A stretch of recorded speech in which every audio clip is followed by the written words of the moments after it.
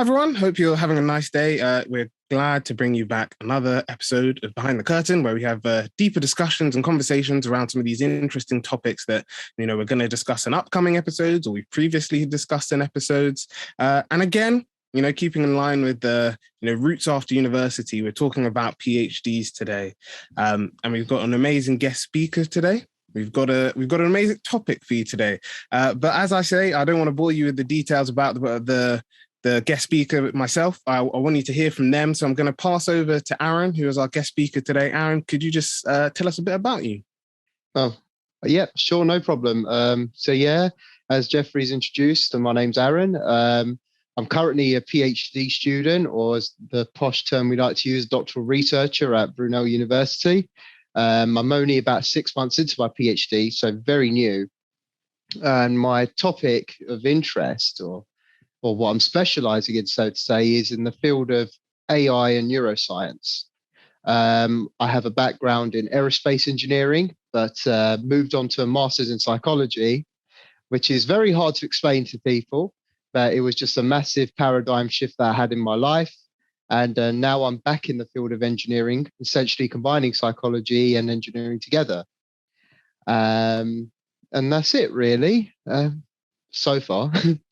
No, that's perfect. And it's great to see, that's one thing we like to say as well on the podcast, that, life takes you different routes. And it's great to see that with your journey, you haven't stuck to one particular route, you've gone where your interests have taken you. And if, after trying something, you didn't like it, you went back to what you knew and you realized you found like a renewed passion for it, I guess, which is great to see. And I guess officially the title for today's episode is looking at, PhDs in mental health. And, as a podcast team, we love to talk about mental health services and, the importance of looking after our mental health. We've had a few episodes on that, as well as, our I guess, resident expert on the team is what I'd like to call him, Samuel.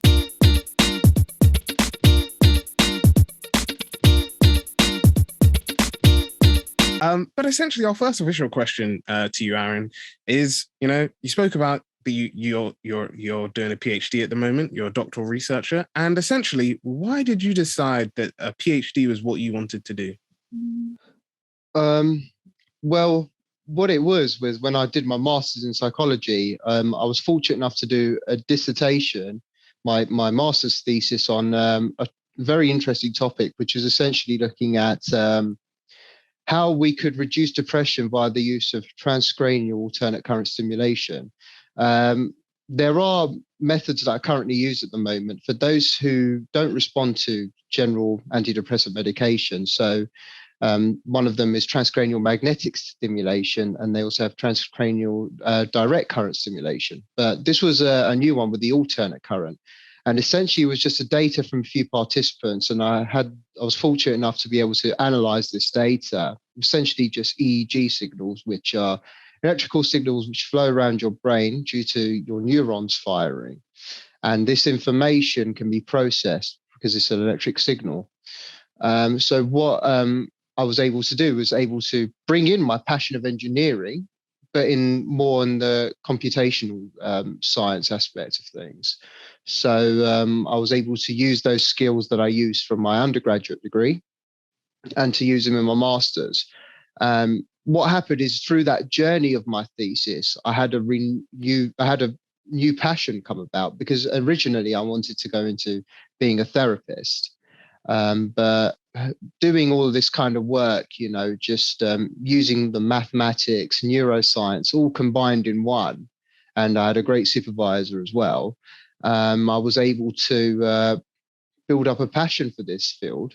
And what kind of happened later was I was emailing professors and lecturers all up and down the country. Only a handful replied. My supervisor in Brunel now, he basically took a keen interest, more than the other lecturers and professors I emailed.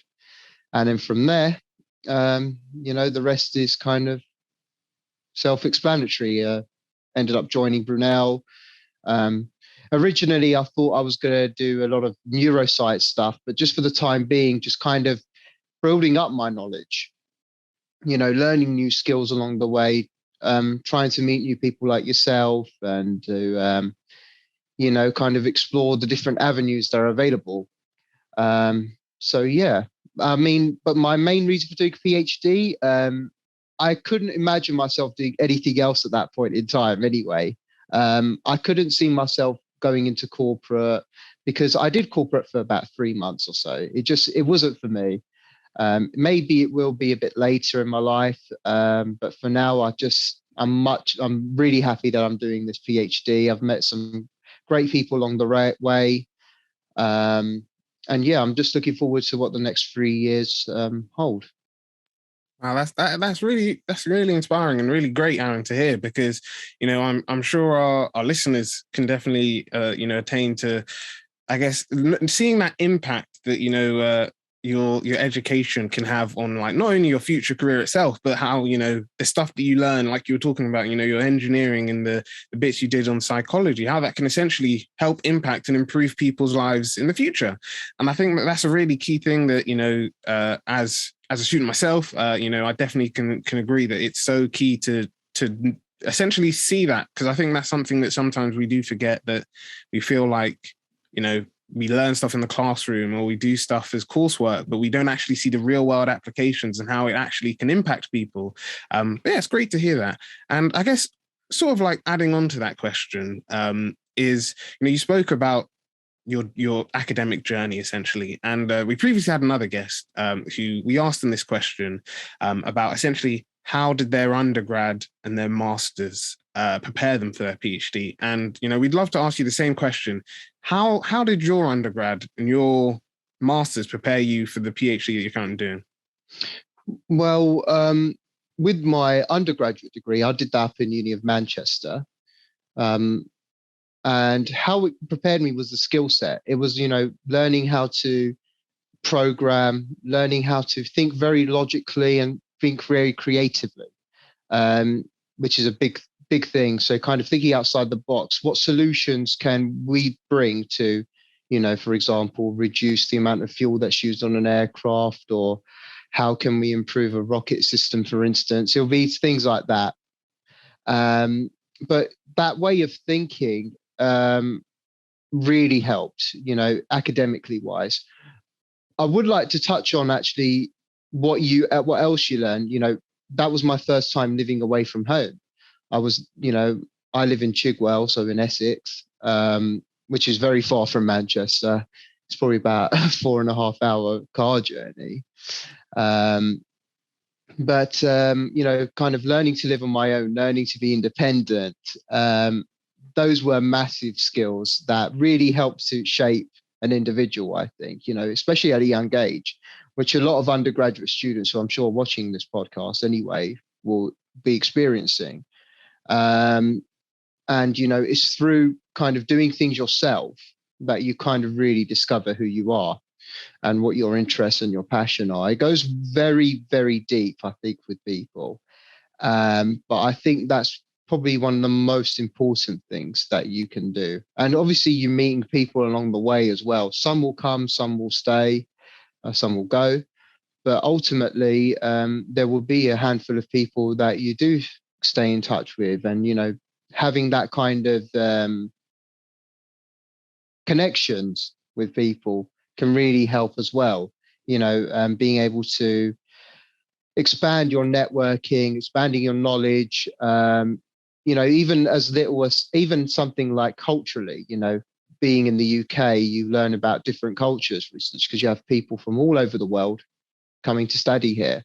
So you learn about the world, what opportunities lie outside of the UK as well. And I'm sure a lot of people will be thinking about that as well. With my master's, it was very much a similar thing, except I was living at home at that point. But again, learning a lot of new things, especially about psychology, moving from engineering to a psychology field, massive shift. Instead of learning about objects and, we're learning about people now. And and that was a very, fulfilling experience as well. I was able to learn about what causes us to be the way we are, for instance, what Why do we hold certain opinions of things? Why do we have certain ways of thinking? And how is it that our environment influences who we are? So, you learn a lot about that in, the theoretical side, whatever, what have you. But also when you start to think about, actually, why am I the way I am now? And when you use all that knowledge that I had got in psychology to understanding that, you learn about yourself even more, which allows you to really pursue your passions. And I think that's where I decided to do a PhD, because I finally decided I have a strong passion now where I couldn't see myself doing anything else. And I went for it. And I guess that would be like a key milestone for many people in their lives as well. So yeah, I mean, as well as academic, there's so much more, living on your own and that kind of thing as well, as I've mentioned. Yeah, thank you. And I think that it's key that, you said that, I guess, especially when it comes to university, sometimes we get focused more on the academics and, what skills and stuff we get. But like you said, you do gain, that networking. You do gain, like you said, some lifelong friends. You do get to, I guess, experience, for some people, I guess, life away from home.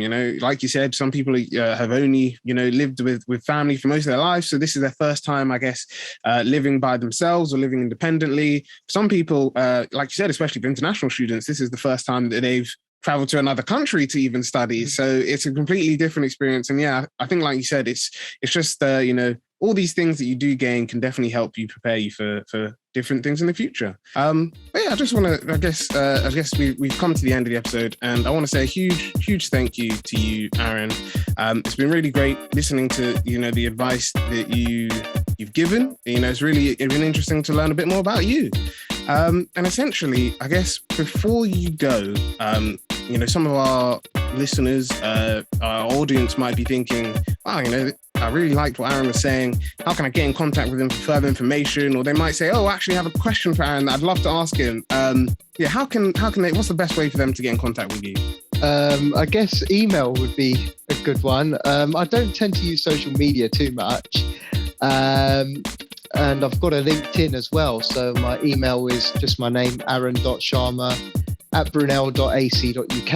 And my LinkedIn, you'll just search my name, Aaron Sharma, and I should come up. It'll save my title, Doctor Researcher at Brunel University, and get in touch with me there. I'll be more than happy to answer any questions. Just before I leave, thank you so much, Jeffrey, and pick up the mic, the team as well, for letting me come on here and give my advice and opinions about things. Maybe people agree, maybe people disagree, but as I said, not one size doesn't fit all. And I always say to anyone, always do what works for you. Always do what works for you. And maybe somebody might say, oh, that's not the right thing.